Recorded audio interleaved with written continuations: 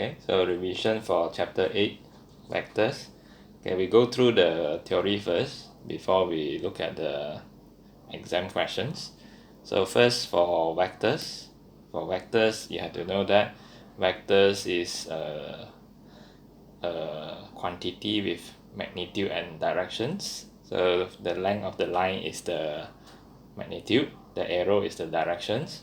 So we write vectors in many forms. For example, AB with arrow on top.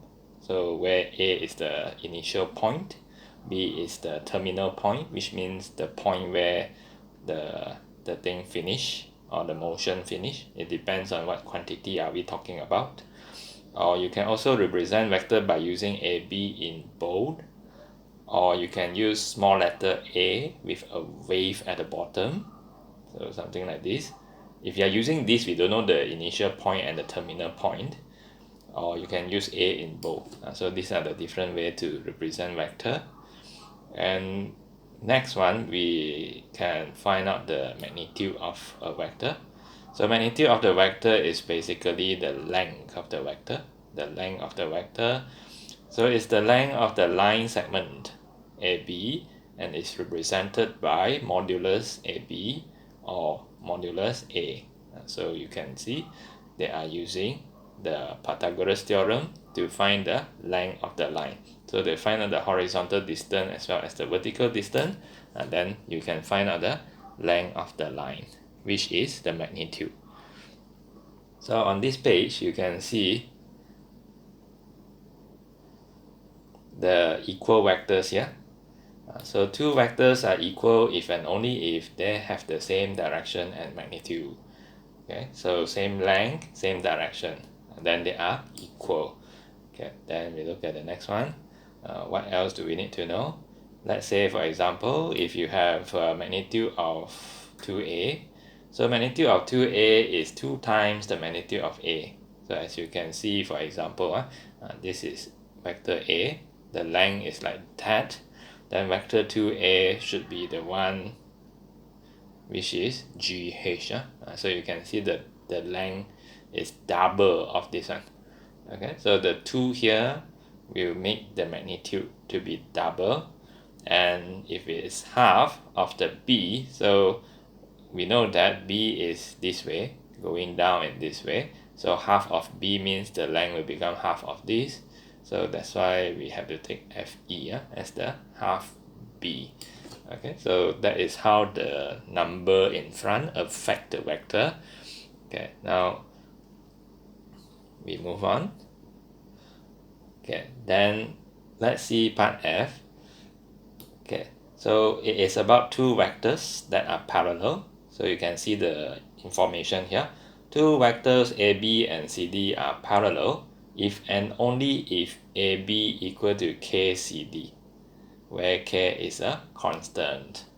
So you can see they can, if the two vectors are parallel, so they can form an equation by using a K to equal them. Okay, so for example, if you have AB equal to 2A, if you have CD equal to 3A, right? So we know that the 2 and the 3 just represent the length of the vectors. So something like this, 2A, AB, followed by 3A, CD. So this is 3A. Okay, so we can form an equation if they are parallel. So you see they are parallel. Basically, parallel means they are having the same directions. So they have the same directions. And how to form an equation by using this? Of course, the easier way is divide. So let's say I have AB equal to 2A. I have CD equal to 3A. So I call this 1 and 2. I divide them. So I take CD divide by AB. Then I have 3A divided by 2A. I cut the A. Then I have CD equal to 3 over 2 AB. So I can form an equation of that form. CD equal to a constant AB. So if I can do something like that, form an equation, Okay, so not necessary to be AB on the left, so it can be CD on the left. So if you want AB on the left, it is AB equal to 2 over 3 CD. So if you can form an equation that relate two vectors, then the two vectors are parallel. Okay, now let's move on.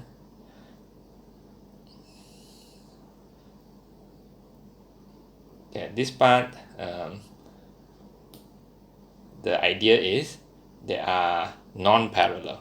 Just now parallel, they can form equation. Non-parallel, logic speaking, is they cannot form equation. So if parallel means they can form an equation to make them equal to each other, then non-parallel, logic speaking, you should think of they cannot form equation, which is true, but there is only one way to make them equal, only one way. So you see how, okay, which is written here. If HA equal to KB, so vector A and vector B, they are non-parallel, so by right they cannot equal one. So to make them equal, right, that is a special way to make them equal, where you have H in front, right? So the H must be 0. So that's 0 times vector A end up with 0. Okay, so then we have also a K in front of vector B, and K must be equal to 0 also. So that 0 multiplied with B end up with 0. This is a special way to make them equal. By right, they cannot equal because they are not parallel. So we use a special way to equal them, where the H and the K must be 0, so that both become 0. Then 0 equal to 0, they can equal in this special way. So okay, non-parallel, they can equal in this way. The thing in front of the vector must be 0. Okay, now let's move on. Okay, so how we plus and minus vector. So if you want to add up the vectors, right, so we can just add up the vectors by using triangle law. So triangle law is where you draw the first vector, then you draw the second vector, joining the first vector. So when I say joining the first vector, right, it's like you draw the first one, then you continue with the second one. So that is what I call joining up the vectors. Or in other words, there is a more formal way to say it. So the more formal way to say it is, this is the tail of the vectors. So you draw until here, this is the head of the vectors. So the head must join with the tail of the next vector. We call this head to tail. The head of the first vector join up with the tail of the second vector. More formal way to say it. Okay, so after you join up, right, so let's say this is vector A, this is vector B. So after you join up, you see your initial point and your terminal point. So you draw a straight line. Then this is the sum, which is vector A plus B. Okay, so that is how we add up the two vectors by using triangle law. Join up the two component vectors to get the starting point and the terminal point. Just draw a straight line to join up the starting point and the terminal point, then that is the sum. So okay, then how to minus then? How to minus two vectors? To minus two vectors, basically we have to change the vector at the back, the vector B at the back, change it to opposite direction, something like this. Okay, so you see vector A is to the left by 2 units, vector B is to the right by 3 units. So you change the vector B to negative, so it is going to the left by 3 units.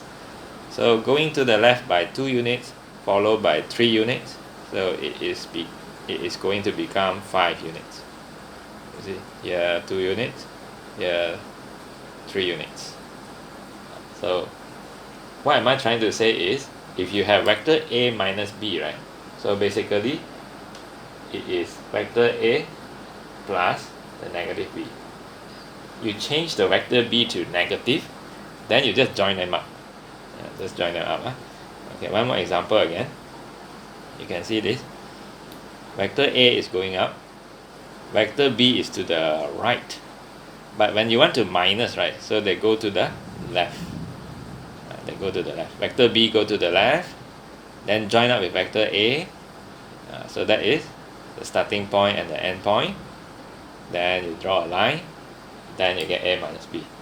Maybe you are wondering, can I draw A first followed by B? Actually can. I draw A first, followed by negative B.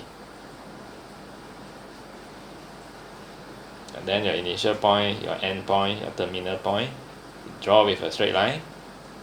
So this is A minus B. So from here you will see that no matter you start with A first or you start with negative B first, this one's supposed to go backward when it's negative B. So you start with negative B first or you start with A first, at the end you will get A minus B in this way. You see this one, same with this one.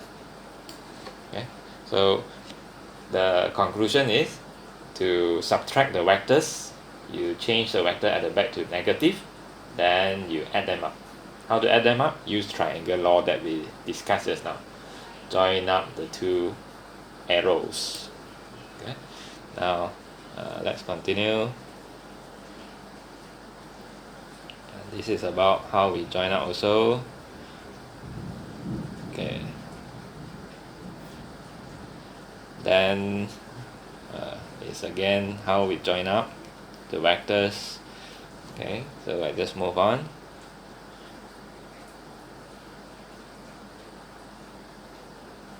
Okay, similar. All these are about how to join up the vectors. So you see sometimes we join up many vectors. Okay, so for example, you start with FA. So FA is this one, F2A, followed by AB, followed by FE. So where FE is here, FE is here. Okay, so you have to know that FE is just similar to BC. So FE and BC are the same. So because of that, I can just call it FA plus AB, and the FE, right, same with BC. I use BC because I want them to continue to move. You see, FA reach here, AB continue to be here, BC continue to be here. So you move one round from F all the way to C. So it's equal to what? It's equal to FC. So we just take the initial point, join with the terminal point, FC. Okay, so let's move on. Okay, so all these are about how to join up the vectors, how to add up the vectors, but basically. Okay, sometimes you are also given with equation like this. Equation like this, basically they are parallel or collinear. Okay, parallel or collinear.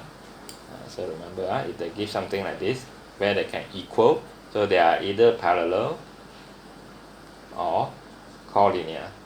So what is meant by collinear? Collinear means lie on the same straight line.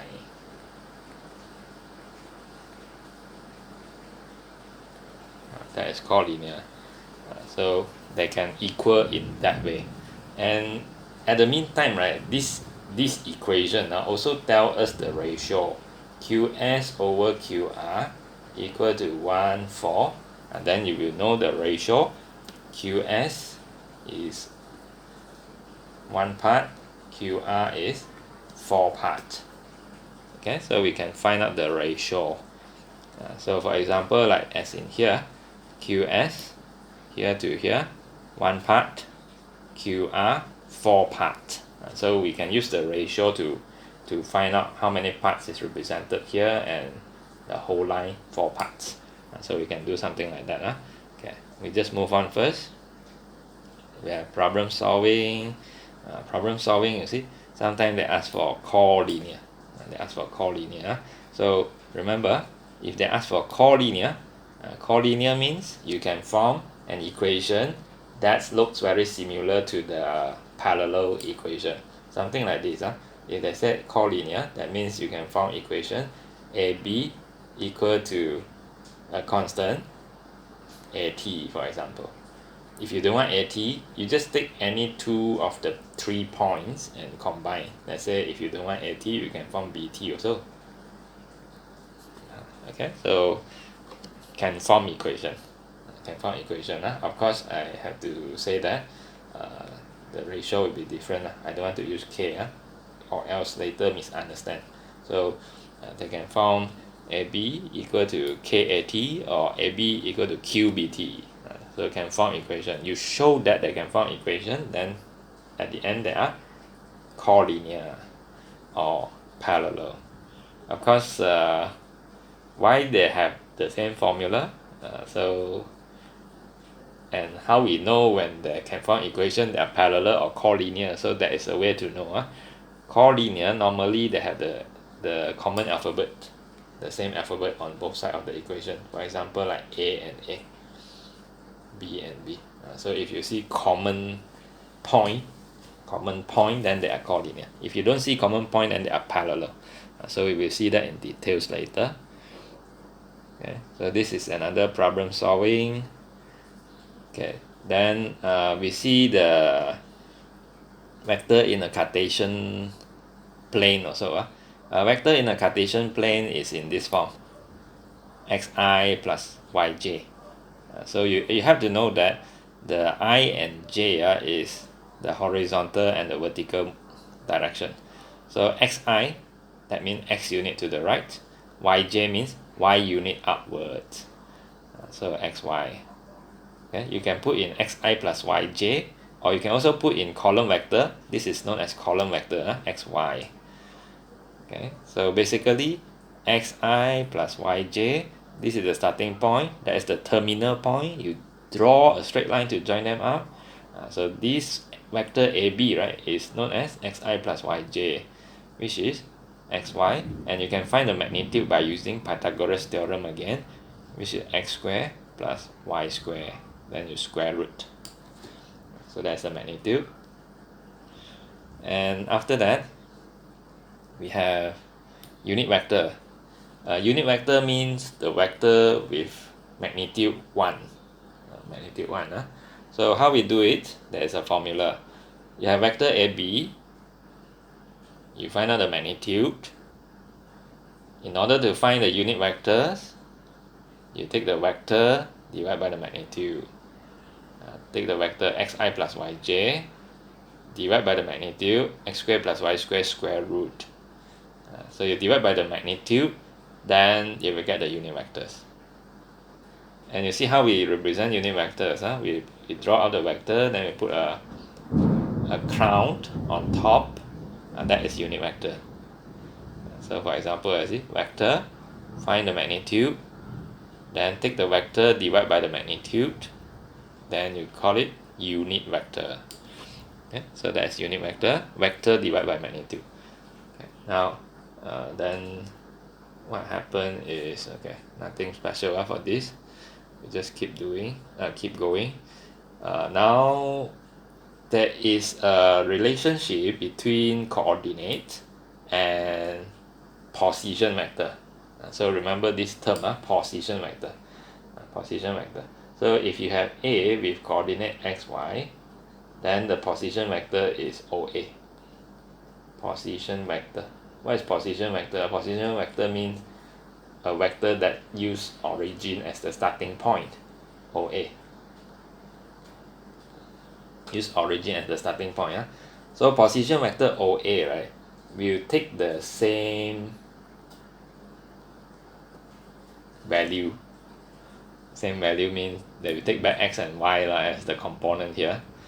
So if you don't want xi plus yj, you can also write column vector xy, where I prefer the column vector faster. Writing the I and j seems to be like slower a little bit. So this is like faster. So coordinate can change to position vector. Then once you get position vector, you see like here, you have A, you can change to OA. You have B, you can change to OB. Then you can just add them up or minus them to find out whatever you want to find. For example, you want to find AB, right? So you want to find AB. Just imagine, something like this, in terms of graph. A is 3 4, 3 4, B is 5 9, so AB is here to here. Okay, so what they are doing here is they say AB equal to AO plus OB, right? So basically what happened is they start from A, go back to origin, O, then from origin go back to B. So that is what happened. So you want to find AB, then it's going to be AO plus OB. AB equal to AO plus OB. Then you have to change AO to negative OA so that the 3i plus 4j can put inside. You know, AO is going down, right? So OA is going up. So when they are opposite in direction, so the negative will be there. So that's why AO equal to negative OA. You substitute, then you will get the point. Okay, so now let's move on. Problem solving. And then all kind of problem solving. Okay, SPM practice. Okay, now let's see how the SPM question looks like. We have gone through the theory, the formula, everything in vectors. Okay, let's see the question. So I will discuss a few questions with you until when the time is almost finished, and then I will let you to try a few questions. Okay, so let's try this. We do it together. So we discuss this. The diagram shows a regular hexagon with center O. Hexagon. Express PQ plus QT plus SR as a single vector. Okay, let us find out first. I will draw it in red color. PQ plus QT plus SR. You see, SR seems to be like stay at a different place. So seems to be like it stay at a different place, which is there, SR. But the thing is, you can just transfer the SR to continue the journey. What I mean is, you see your PQ, QT is now here. So to continue with SR, right? So you just link them here. You can transfer the SR, right, to here, to TO here. Transfer it. So our journey is now P to Q, Q to T, T go back to O. So the starting point, I use blue color now. The starting point is P, the end point is O. Then we just draw a straight line. That is the final vector after you simplify. PO. It's PO. Okay, so how to show working? You can write answer straight away one, but let's say for practice purpose, I show working. This is 1 mark question on the part A. You can write answer straight away one. So let's say for practice purpose, I show working. First you do like this, right? Copy down the question. PQ no issue, QT no issue also, just write back. But SR you need to transfer, right? So you transfer, as we discussed, it becomes TO, right? So then P to Q, Q to T, T to O. You see the Q same one, the T also same. So at the end, the P and the O is the starting point and the terminal point. The points in between are like, just ignore it. Okay, so P to O is the final result. P to O. Okay, so now B. Given OP equal to P, OQ equal to Q, and the length of each side of the hexagon is 5 units. Find the unit vectors in the directions of RU in terms of P and Q. So let's see RU. RU is there. No. RU is here. From R, go back down to U. Okay, let me write away the previous first part. This one no need to see already. Write away. Okay, now we have OP, which is this way. We also have OQ. OQ is this way. Okay, now the question asks you to find RU. This one. Find RU. Okay, so in order to find RU, I find RU first, and then I will change it to unit vectors.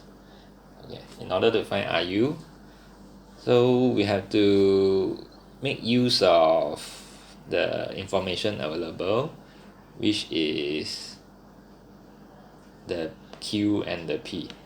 Okay, so like what I said, we can transfer one. Okay, we can transfer like vector Q, right? Vector Q I can transfer to other place, vector P also. So let's say I start from, I use green color. I start from R, right? I move horizontal first. That is vector P. I'm transferring the horizontal vector to this position. Then after that, I'm going to come down.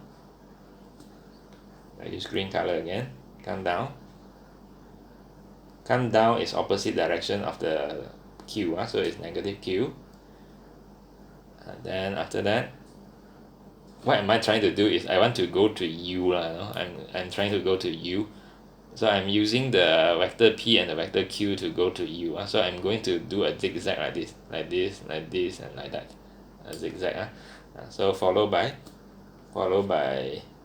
P, followed by negative Q.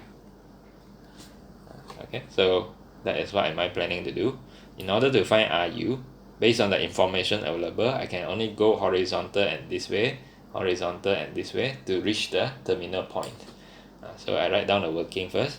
What am I, my movement, I write down. Okay, so I'm going to use R to Q. You look at the diagram at the same time. Q to O, O to P, P to U. Okay, then I substitute P, QO is negative Q, OP is P, PU is negative Q. Okay, then we get 2P minus 2Q. So like that. This is not unit vector yet. In order to find unit vectors, okay, so we need to take it like this. They give us this information. The length of each sides of the hexagon is 5 units. 5 units. Okay, so length of each side of the hexagon is 5 units. Okay, so that means 5 units everywhere. 5 units everywhere. If you know, right? If you know hexagon, right? So when they say the sides of the hexagon are 5 units, actually all this also 5 units, because the triangle is going to be 60 degree equilateral triangle. Okay, equilateral triangle. You see how we find the angle. Let's say if I want to find this angle, right? So I just do n minus 2 times 180 over n. So which is 6 minus 2 times 180 over 6. So which is 720. 720 over 6, which is 120. So 120 is the interior angle. And then after that,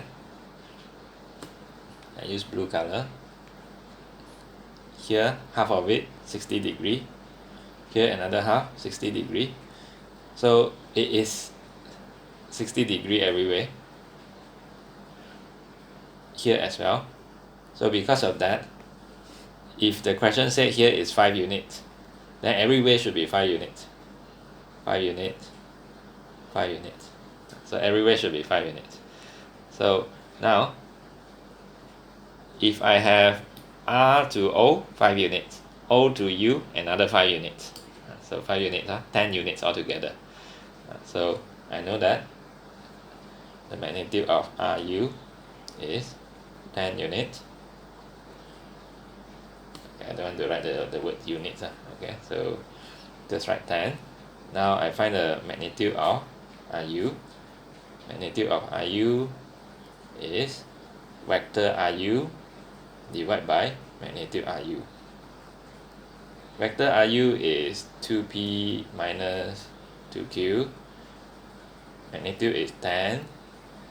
And then simplify it. 2 and 10 simplify to 1 over 5. 1 over 5p minus 1 over 5q. Okay, so we get the answer. This is the unit vector. The answer for part B. And the answer for part A, is here, BO. Okay, so we have done this question. Let's see more. One example is not enough. Okay, we see another one. The diagram shows the vector OP, OQ, and OR drawn on a square grid with side of 1 unit. That means 1 unit for the square here. Okay, each side is 1 unit. Okay, now let's see. Find QO. Find magnitude of QO. Okay, we look at this diagram. Magnitude of QO. To find magnitude of QO, that means it is going down. Q to O. Q to O. To find the magnitude, we use Pythagoras theorem, where here is 1 unit and here is 1, 2, 3, 4. 4 boxes, 4 units. Okay.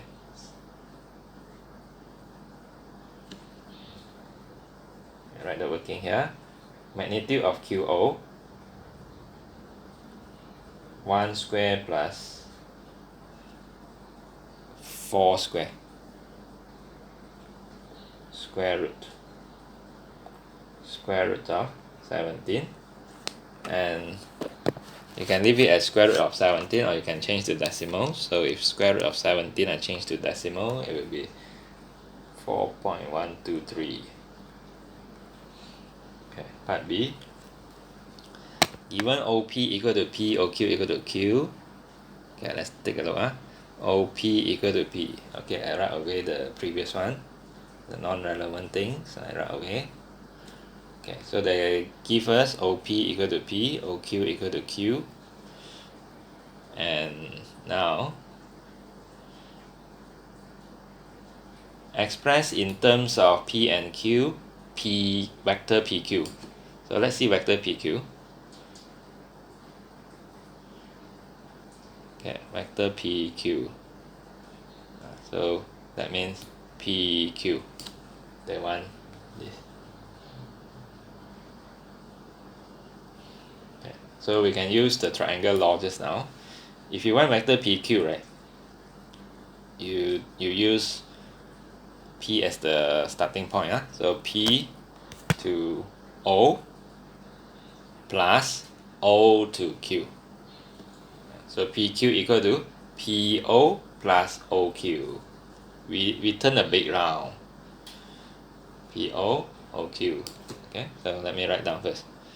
In order to find out PQ, I am going to move like this, PO plus OQ, but PO is the opposite of the information here. PO is going up, the information is going down. So opposite direction, you can relate them with negative. That means PO equal to negative OP. I write down negative OP.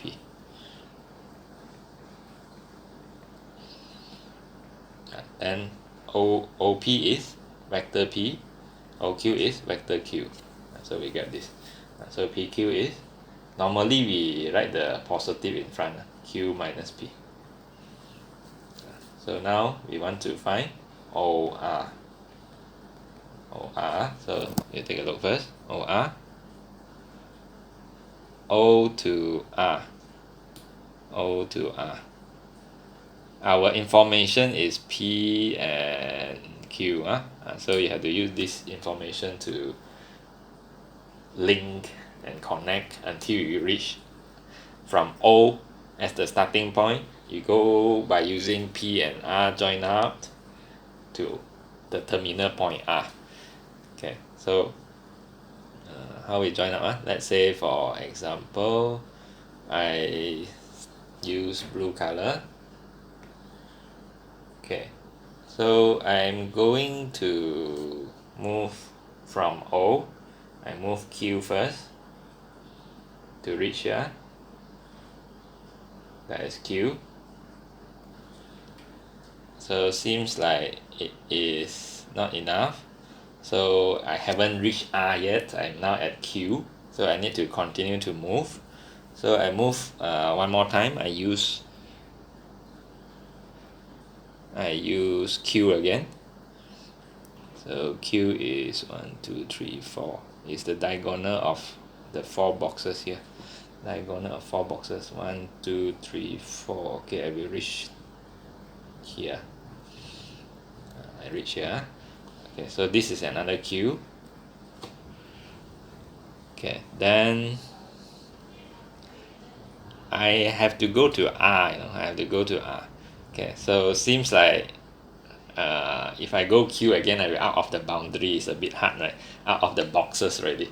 So I use negative P first. Okay, I use negative P. Negative P is the diagonal of 3 boxes. So diagonal of 3 boxes will be like this. I go here first. Okay, so this is going to be negative P because it's going in opposite direction. Negative P. Okay, then I go another negative P. From here to here, another negative P. Okay, then I go Q. Okay, I reach. So there are many ways to draw it, so this is one of the way. So it's basically Q plus Q minus P plus Q. Okay, so then I reach R. So cannot show working on this one, because you don't have point to indicate how you do it. Okay, so I can only set it out straight away. It is, okay, so Q plus Q minus P plus Q. It is 3Q minus 2P. So that's the answer. Okay, so we have done A and B. Okay, now 2 questions already. It's time for you to practice. Okay, so I just leave it like this first. Now you take a question and try it out.